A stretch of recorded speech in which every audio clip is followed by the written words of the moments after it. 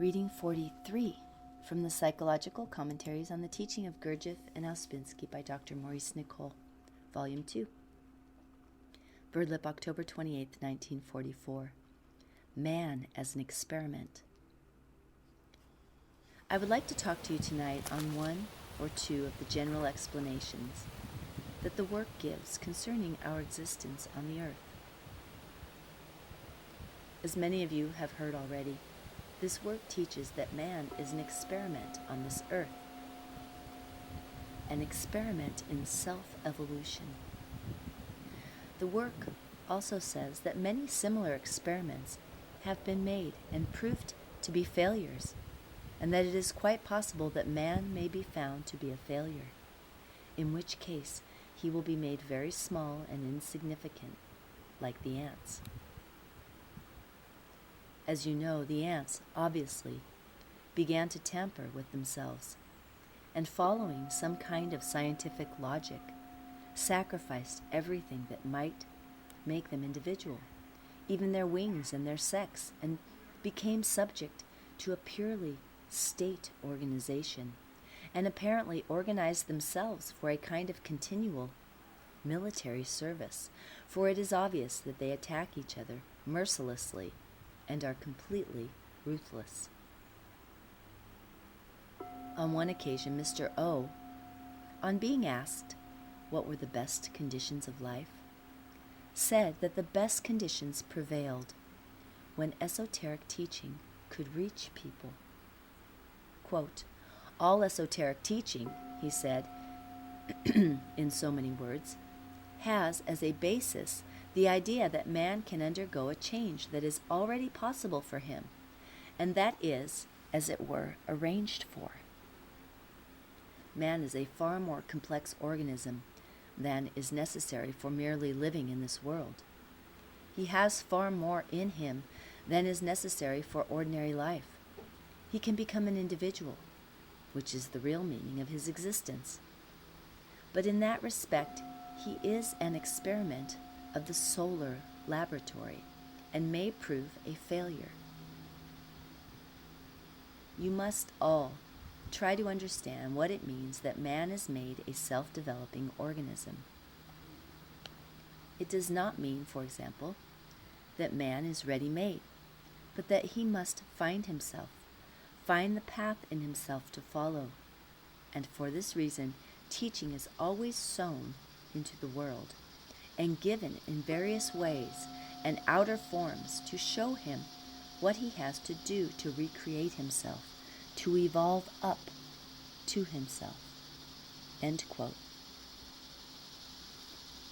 In regard to these words of Mr. O, I think you will all agree that the general tendency today is to disregard the individual and to bring all human life under vast collective schemes of social security and so on. This turns man more and more into a state-dependent, a state-controlled person, and indeed makes him less free in the name of liberty.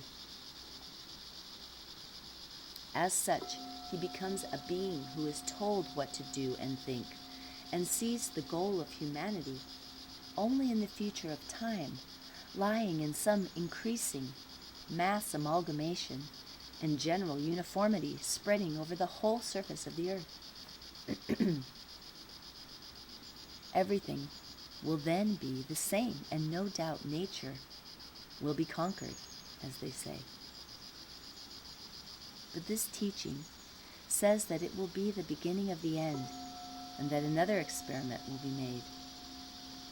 And we must remember that nature means many things in this teaching.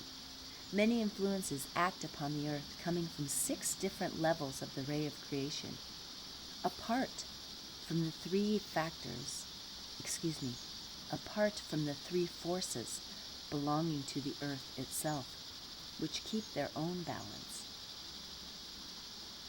To conquer nature, then, is not so easy, but unfortunately, many lunatics exist today in science and politics.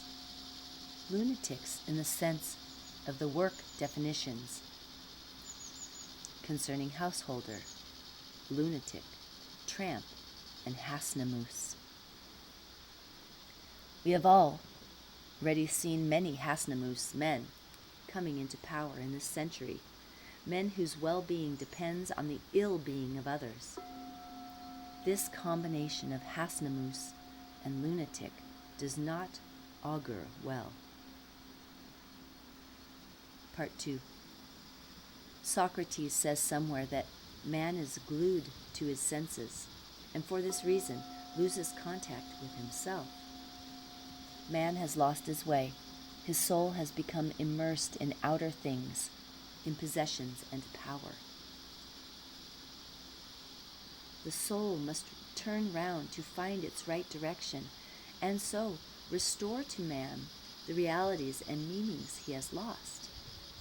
The soul is an organ that relates man to influences at a higher level of intensity than the influences of the world. Socrates says, quote, "When the soul returning unto itself reflects, it goes straight to what is pure, everlasting and immortal, and like unto itself. And being related to this, cleaves unto it when the soul is alone and is not hindered.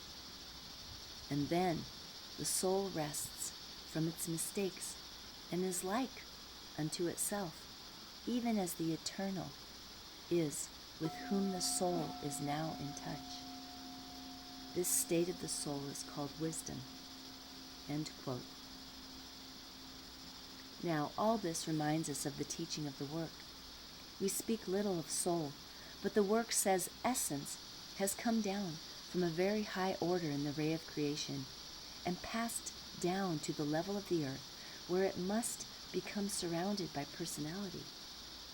Then, for those who remember something, that is, for those who have magnetic center, a way back begins by working against personality and making it gradually passive so that essence can grow. Through the growth of essence, a man reaches individuality, real I, and at the same time becomes conscious at another level of influences. Let us reflect on the idea that we are experiments. Once grasped a little, it alters a little our relation to ourselves and our lives. Say to yourself, "I am an experiment." If you say this rightly, in the right place in yourself, you will notice the meaning of the sentence strikes against something resistant, something that will not believe it, that perhaps even wants to kick and scream rather than accept this viewpoint. Perhaps you have already noticed this thing in relation to other ideas of the work, how it is totally disinterested and hates to listen to them, and wishes to go on as it is, all dressed up, so to speak. However, we are experiments, and Mr. Ouspensky added on one occasion, quote, "We are experiments of very little importance. This earth is very small, and we are still smaller." End quote. Note, do you, by the way, notice here this thing in you? Such an idea is scarcely acceptable to it. The curious thing is that the more one catches glimpses of the truth of the ideas, the stronger one becomes. Why? Because this thing that wishes to close its ears and scream is just what makes us weak. Now we are told to remember ourselves. Actually, we were created with this power, but fell asleep. So now we have first to get back this consciousness. Let us revert to the phrase above, quote, "Man is glued to his senses," end quote. Suppose you look round you and think of where you are. You say, "I am here in this place," but that is not where you are from the work point of view. Where you are from the angle of the work is the state you are in at this moment. You are all in this room, but not all in the same state. Now, to see state in oneself, it is no good being glued to the senses. Most people only believe in the realities of the senses, but one's state is a far more real thing. In an ancient Indian text, a conversation is reported between the pupil and death. Death is explaining how man comes to die. Death said, quote, God made sense turn outward. Man therefore looks outward, not into himself. Sometimes a daring man has looked round and found himself. Then he is immortal. End quote.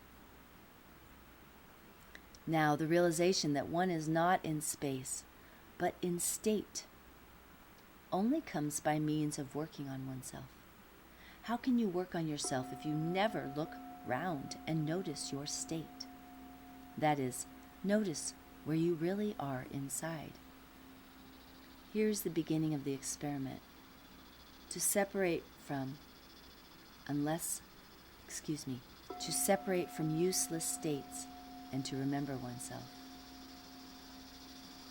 That is what man, as an experiment, has to do. Otherwise, he fails.